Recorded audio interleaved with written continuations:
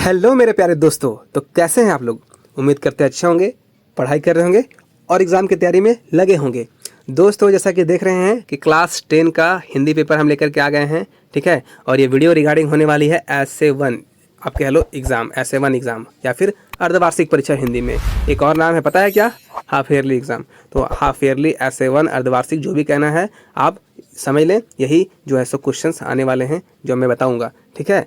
आप देख रहे हैं कि आपका जो सो वीडियो दोस्तों ये पार्ट 4 होने वाला है। अगर आपको नहीं पता तो देखिए हमारे चैनल के प्लेलिस्ट में आपका जो है सो वीडियोस 10th का डाला हुआ है 1 by 1 करके, ठीक है। अब लगातार वीडियोस जाने वाली है एग्ज़ाम तक, मैं काफ़ी सारा मैं वीडियो डाल दूंगा। तो आप लोग जो है सो चैनल को, अगर आप देख पा रहे हैं अपने फ़ोन पे, अगर नए चैनल को देख पा रहे हैं आज, तो इस चैनल को आप जान लें, द डिजिटल नॉलेजेबल इंस्टीट्यूट नाम है, और इसको सब्सक्राइब करके रखें ताकि अगली वीडियो आपको नोटिफिकेशन के माध्यम से मिल जाएगी, ठीक है। डिस्क्रिप्शन में आपको जो है सो दे दिया गया है यहाँ का जो है सो ये टेलीग्राम लिंक और व्हाट्सएप लिंक, आप वहाँ से जुड़ सकते हैं टेलीग्राम और व्हाट्सएप ग्रुप पर, और वहाँ से भी स्टडी मटेरियल्स वगैरह आप रिसीव कर सकते हैं। तो दोस्तों, देरी ना करते हुए हम लोग चलिए चलते हैं हमारे क्वेश्चन की ओर और देखते हैं क्या क्या क्वेश्चन है आपके हिंदी के अकॉर्डिंग। जान रहे हैं आपका इस बार जो है सो दोस्तों आप लोग का डाउट जो है वो डाउट है कि सब्जेक्टिव एग्जाम होगा कि ऑब्जेक्टिव। दोस्तों आपको बता दें, एग्जाम आपका जो है सो ऑब्जेक्टिव होने वाला है, ठीक है। MCQ टाइप्स 4 ऑप्शन रहेंगे क्वेश्चन के, आपको एक सही करके आना है, ठीक है। तो इस तरह से समझ लीजिए। अब एक सही करके आना है मतलब ये नहीं, आपके मान लीजिए 40 क्वेश्चन है, ठीक है। 40 क्वेश्चन का आपका जो सो आपका ऑब्जेक्टिव क्वेश्चन रहेगा सारा, ठीक है। और आपको 4 ऑप्शन दिए जाएंगे, उसमें से एक सही करना है, ये कहने का मतलब मेरा है, ठीक है। तो आप लोग जो है सो सारे क्वेश्चन को देखें।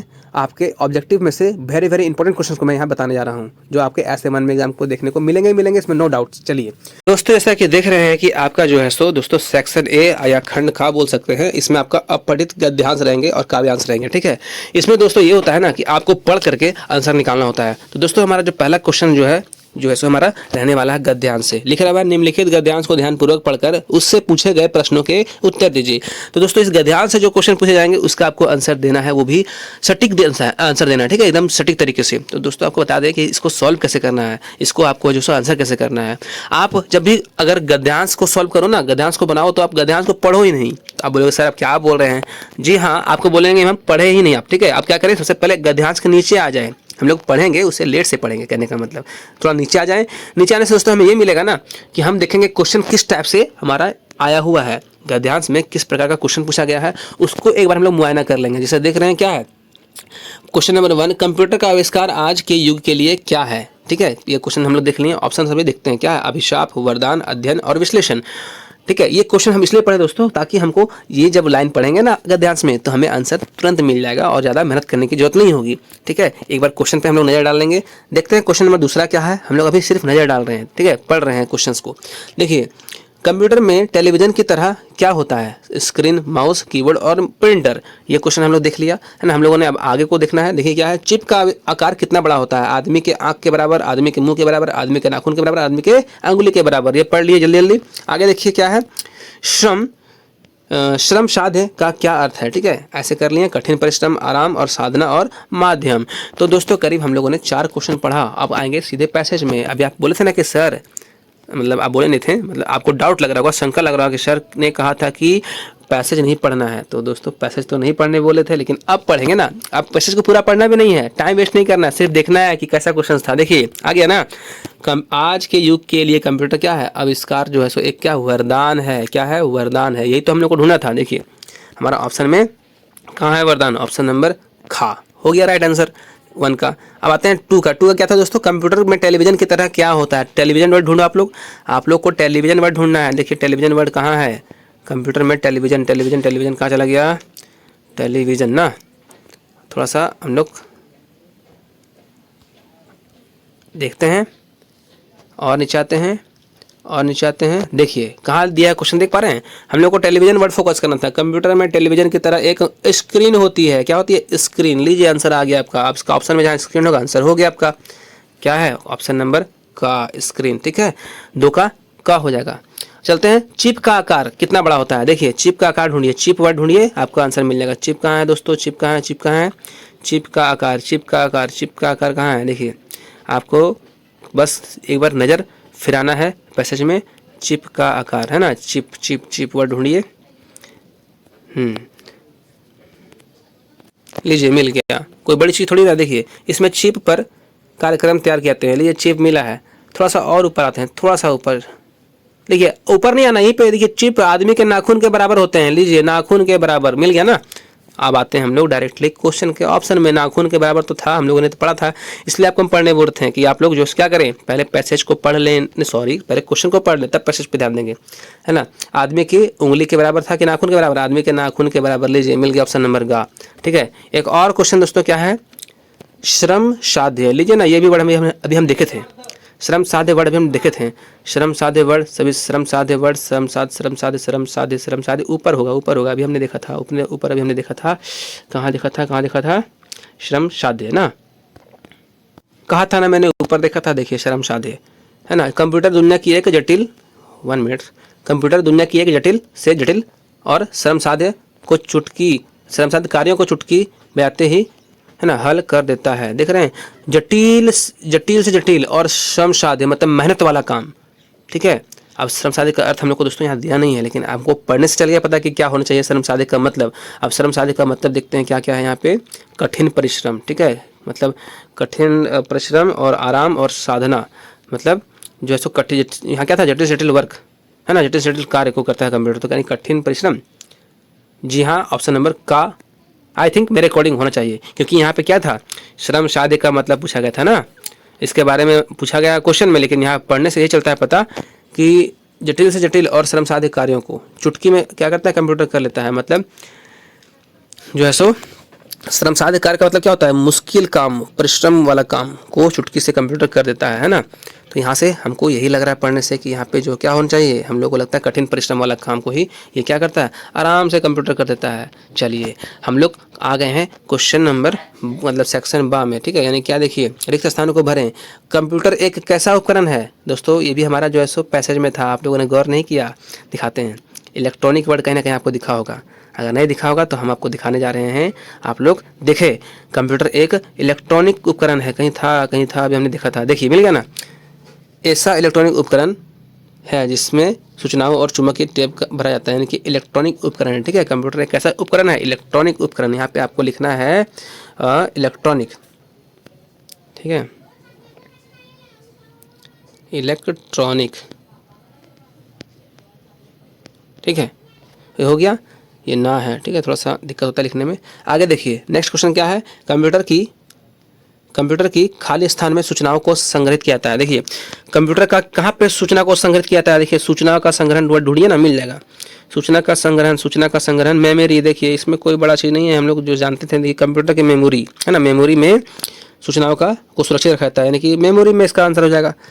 कंप्यूटर अपने आप में जो है दोस्तों, आप जो हमारा जो क्वेश्चन आ गया है ना, वो आ गया है आपका पद्यांश से, यानी कि आप समझ सकते हैं कि वो क्या बोलते हैं उसको, काव्य खंड से। ठीक है, तो पढ़ते हैं।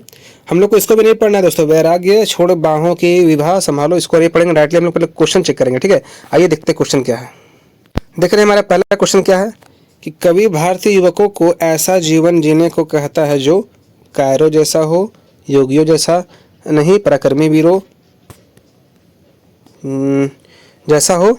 ठीक है, और केवल बात करने वाले बुद्धिजीवी जैसा हो, या फिर जो व्यर्थ में समय नष्ट ना करता हो। थोड़ा सा हम लोग पढ़ते हैं, वापस ऊपर में आते हैं, देखिए क्या लिखा हुआ है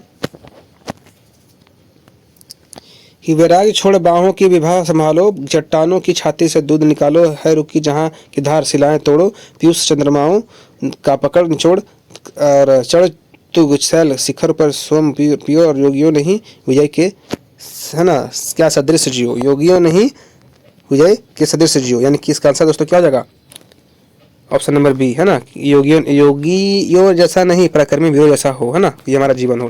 चलिए देखते हैं हमारा अगला प्रश्न क्या है कि पद्यांश में किसे सोम कहा गया है, चट्टान को, धारा को, वैराग्य को, योगी को। देखिए सोम किसे कहा गया, आपको पढ़ने से क्या लगता है, हम पढ़ रहे हैं। ठीक है, ये क्या लिखा हुआ है, सोम कहाँ था, हाँ, चढ़ तुंग शैल शिखरों पर सोम पियो रे, और योगियों नहीं जैसे। देखो सोम का मतलब दोस्तों होता है ना जो, वो क्या हो जाएगा, ऑप्शन देख लेते हैं एक बार। सोम का मतलब दोस्तों होता है ना, वो हो जाएगा धारा। ठीक है, ऑप्शन नंबर धारा, क्योंकि चट्टान तो होगा नहीं। ठीक है, वैराग्य भी नहीं होगा, योगी भी नहीं होगा, यानी धारा से ही जो है सो सोम यानी कि अमृत जो है सो मिलने की संभावना जताई जाती है, तो इसका धारा हो जाएगा आंसर। ठीक, चलते हैं अगला प्रश्न क्या देख रहे हैं कि योगियों नहीं विजय के सदृश जियो रे का क्या संदेश है। मतलब इसका पढ़ते हुए ऑप्शन पहले, है ना। योगियों को प्रसन्नता देने की सलाह और समृद्धि और सफलता के लिए प्रेरित करने वाला संदेश, योगियों के साथ मिलकर जीने की सलाह और योगियों के साथ प्रतिस्पर्धा करने की सलाह। तो दोस्तों इसका अर्थ ये हुआ ना कि समृद्धि और सफलता के लिए प्रेरित करने वाला संदेश जो है सो वही बताया कि योगियों नहीं विजय के सदृश जियो, यानी कि जो है सो योगी की नहीं, योगी की तरह नहीं, विजयी होने वाले की तरह जियो। ठीक है, ये आपका सफल होने वाले लोगों की तरह जियो, इसका ये निकला। आगे देखिए क्या है ना, आगे है इस पद्यांश में कैसे जीवन को सहारा गया है। तो योगी, वैराग्य, विजयी और कायर, क्या लगता है आपको? तो पढ़कर दोस्तों यही पता चलता है ना कि विजयी मतलब विजय को सहारा गया है, जीवन को में जीत, ये क्या बोलते हैं, जीत को सहारा गया है ना। हम लोग विजय कैसे हो, सफल कैसे हो। देखिए आगे का प्रश्न क्या है कि इस कविता का मूल स्वर क्या है। तो आह्वान करना, ठीक है, आह्वान करना है इसका, ठीक है। प्रकृति, प्रेम और भक्ति कहीं नहीं है, ठीक है। इसका आंसर क्या हो जाएगा? इसका आंसर हो जाएगा सी। देखिए हमारा अब आ गया है व्याकरण। व्याकरण में देखिए क्वेश्चन कैसा कैसा है, आप लोग ध्यान से देखें क्योंकि यहाँ से क्वेश्चन आपको मिल जाएंगे एग्जाम में। इनमें से किस वाक्य में अकर्मक क्रिया, दोस्तों अकर्मक क्रिया और सकर्मक क्रिया आप लोग पढ़े होंगे, अगर नहीं पढ़े होंगे तो इसके लिए मैं स्पेशल वीडियो ला दूंगा अगर आप लोग कमेंट करते हो तो, ठीक है। अगर आप लोग को मालूम है तो कोई बात नहीं। देखिए क्या लिखा हुआ है, सोनम गाना गाती है, अमन किताब पढ़ता है, मोहन सो रहा है और लता चाय पी रही है, ठीक है। तो देखिए अकर्मक क्रिया किसको बोलते हैं, देखिए। तो दोस्तों जब वाक्य में क्रिया को जब कर्म की आवश्यकता नहीं होती है ना तब उसे क्या बोलते हैं? अकर्मक क्रिया। आप देख रहे हैं यहाँ पे क्या है, सोनम गाना गा रही है, तो देखिए क्रिया हो रहा है गाने का और कर्म हो रहा है सॉरी ये वाला है, क्रिया हो रहा है गाना गाने का, यानी गाती है क्या? गाना गाती है, ऑब्जेक्ट इसको बोलते हैं इंग्लिश में, है ना। यहाँ पे अमन किताब पढ़ता है यानी कि काम कर रहा है, यानी क्रिया कर रहा है पढ़ने का, और कर्म किस पे कर रहा है? किताब पे कर रहा है। वैसे ही यहाँ पे क्या है, लता चाय पी रही है, तो लता पीने का कार्य कर रही है, किसको? चाय को। तो कर्म इन तीनों में है, इसमें गाना कर्म है, इसमें किताब कर्म है और इसमें चाय कर्म है, लेकिन मोहन में कहीं कर्म है ही नहीं, ठीक है। तो इसलिए इसका आंसर क्या हो जाएगा? सी, ऑप्शन नंबर सी। इसको बोलते हैं क्या? अकर्मक क्रिया, ठीक। अब आगे देखिए कौन सा वाक्य सकर्मक क्रिया का उदाहरण है। दोस्तों अकर्मक क्रिया का जस्ट अपोजिट सकर्मक क्रिया। देखिए बच्चा रोता है, यहाँ पे क्रिया है लेकिन कर्म नहीं है। लड़का हंसता है, यहाँ पे क्रिया लेकिन कर्म नहीं है ना। सीता खाना खाती है, सीता यहाँ पे खाना खाती है, खाने का काम भी कर रही है और कर्म भी कर रही है ना। खाना क्रिया कर रही है और कर्म कर रही है, खाना भोजन को खाने का, है ना। तो और डी में क्या है? पक्षी उड़ रहा है, तो उड़ना है खाली क्रिया हो रहा है, कर्म है ही नहीं। जहाँ कर्म हो और क्रिया, जहाँ क्रिया और कर्म दोनों हो उसको सकर्मक बोलेंगे। तो यहाँ पे खाना खाने का काम हो रहा है ना, तो ये ऑप्शन नंबर सी हो जाएगा। सीता खाना खाती है, ये ऑप्शन सही हो जाएगा आपका। चलते हैं, देखिए जलद, जलद का अनेकार्थी कौन सा है ना। देखिए जलद का ऑप्शन क्या दिया हुआ? कमल, मोती, मछली और बादल, है ना। तो दोस्तों जलद का मतलब होता है जो जल को मतलब अपने साथ समा के रखता है, वह कौन है? बादल है, ठीक है। बादल, ऑप्शन नंबर डी हो जाएगा। चलिए आगे देखिए 14 नंबर क्वेश्चन क्या है, दो पदों या शब्दों के मेल से बना तीसरा पद क्या कहलाता है? संधि, समास, उपसर्ग और प्रत्यय। तो दोस्तों इसका आंसर जो हो जाएगा ना ऑप्शन है बी, ठीक है। याद रखिएगा दो पदों के या शब्दों के मेल से जो बनेगा तीसरा पद वो हो जाएगा समास, ठीक है। ऑप्शन नंबर बी हो जाएगा। उपसर्ग नहीं होगा, प्रत्यय नहीं होगा, संधि नहीं होगा। देखिए 15 नंबर क्वेश्चन क्या है दोस्तों कि यथासंभव कौन सा समास है, ठीक है। तो यथासंभव दोस्तों कौन सा समास है? देखिए ये होता है अवयवी भाव समास, ठीक है। ऑप्शन नंबर आपका ए इसका राइट आंसर हो जाएगा, ठीक है। ऑप्शन नंबर ए आपका कर्मधारय गलत हो जाएगा, तत्पुरुष गलत हो जाएगा और बहुव्रीहि गलत हो जाएगा, ठीक है। चलते हैं क्वेश्चन नंबर 16 की ओर। देख रहे हैं 16 में क्या है, नीला है जो कमल, नीलकमल किस समास का विग्रह है? तो ऑप्शन पढ़ते हैं इसका क्या है, तत्पुरुष ऑप्शन ए, कर्मधारय ऑप्शन बी, अवयवी भाव ऑप्शन 3 और बहुव्रीहि ऑप्शन 4। बहुव्रीहि क्या है? ऑप्शन डी है ना। तो इसका आंसर क्या हो जाएगा? तो दोस्तों इसका हो जाएगा कर्मधारय समास 16 का बी, ठीक है।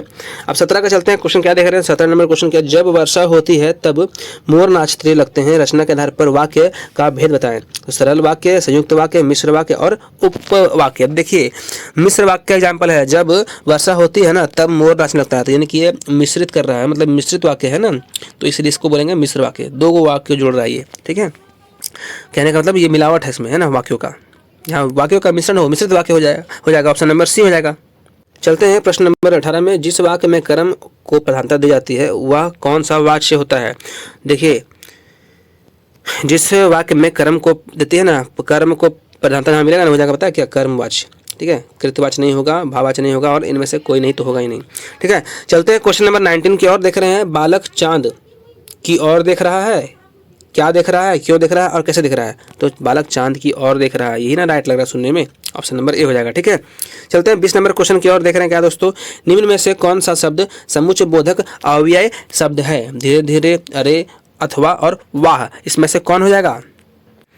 तो दोस्तों इसका आंसर जो हो जाएगा ना, अथवा हो जाएगा। ठीक है, अथवा को बोलते हैं समुच्चय बोधक। ठीक है, चलिए अब आते हैं पाठ्य पुस्तक की ओर। दोस्तों आपके जो बुक से क्वेश्चन आएंगे, देखिए क्या लिखा हुआ है।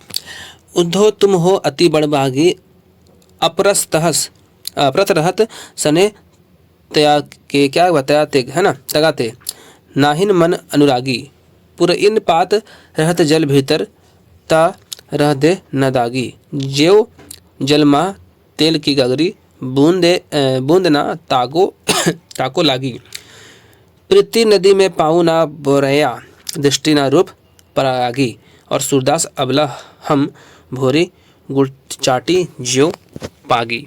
तो दोस्तों इसका क्वेश्चन देखते हैं क्या है, तो समझ में आएगा, है ना। क्या लिखा हुआ है, इस पद के रचयिता कौन है?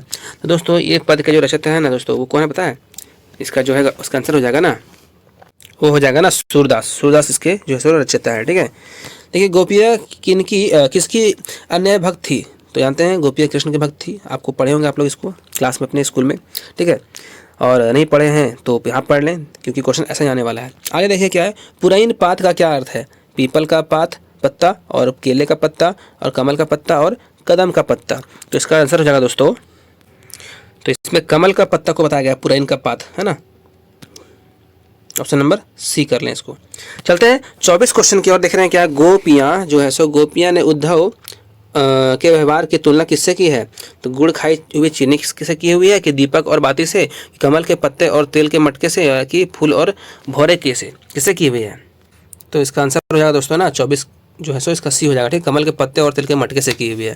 ठीक है, अब दोस्तों जो आपको मिलेगा वो मिलेगा क्या, प्रस्तुत गद्यांश को पढ़कर जो है ध्यानपूर्वक आपको पढ़ करके उत्तर देना है, यानी कि फिर से हमारा पैसेज आ जाएगा। ठीक है, पैसेज देख रहे हैं क्या है, जो कि आपको बुक से है। ठीक है, पर ये आउटसाइड नहीं है, बुक से है। देखिए क्या है, बाल गोविंद भगत की संगीत साधना का चरम उत्कर्ष उस दिन देखा गया, ठीक है, जिस दिन उसका बेटा मर गया। तो हम लोग ऐसे पढ़ तो लेंगे। ठीक है, एक बार क्वेश्चन को पढ़ लेते हैं तो हम लोग को ज़्यादा समझ आता है कि कैसे सॉल्व करना है। देखिए, बेटे के मरने के बाद बाल गोविंद भगत क्या कर रहे थे, अब ये बात ढूंढिए। ठीक है, तो इकलौता बेटा था, कुछ सुस्त और बोधा सा हुआ था, किंतु इसी कारण बाल गोविंद भगत उसे और भी मानते हैं ना। उनकी समझ में ऐसे आदमियों पर जल्द ही नज़र रखनी चाहिए। ठीक है, और इसका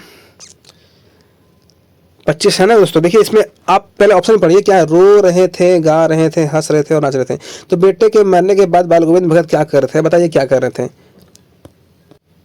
तो इसमें दोस्तों पता है, वे ऐसे मतलब व्यक्ति थे ना कि वो अपने बेटे के मृत्यु पर कभी रोए नहीं। ठीक है, वो क्या कर रहे थे, वो गा रहे थे। ठीक है, वो गीत गा रहे थे। B number. ठीक है, इसमें आप लोगों को दिया नहीं हुआ, लेकिन हम जब कहानी पढ़ेंगे ना तो इसमें यही मिलेगा, आप पढ़िएगा तब भी मिलेगा। ठीक है, हम नहीं। चलिए आगे देखिए, भगत जी का बेटा कैसा था? देखिए, सुस्त और बोध, अभी हम लोगों ने पढ़ा था, ऑप्शन नंबर डी हो जाएगा। ठीक है, सुस्त और बोध, यहाँ था ना, सुस्त और बोधा सा, बोधा है ना। ठीक, ये हो जाएगा। आगे देखिए क्या है, आगे हमारा जो दोस्तों क्या है, भगत जी की पतोह कैसी थी? देखिए, सुंदर और झगड़ने वाली, घर का ख्याल रखने वाली, घर का पूरा प्रबंध करने वाली और बड़ों का सम्मान करने वाली। देखिए उसका पतोह के बारे में आएगा। देखिए क्या थी वो, बड़ी सुभग और सुशील मिली थी, है ना। तो सुशील वाला वर्ड जो होगा वही इसका आंसर हो जाएगा। हाँ, तो ये वाला वर्ड नहीं मिला ना। आगे पढ़ते हैं क्या है। अच्छा देखिए दोस्तों, थोड़ा पढ़ते हैं यहाँ से। बड़ी साध से हुई शादी कराई थी, पतोह बड़ी सुभग और सुशील भी मिली थी, घर की पूरी प्रबंधिका मतलब जो है बनकर भगवत को बहुत कुछ दुनियादारी से निर्वित कर दिया था। मतलब ये प्रबंधिका, प्रबंध वाला वर्ड जो था ना वही हो जाएगा, घर का पूरा प्रबंध करने वाली थी वो, ये था ऑप्शन नंबर सी। ठीक है, इसकी पतोह थी, भगत की पतोह।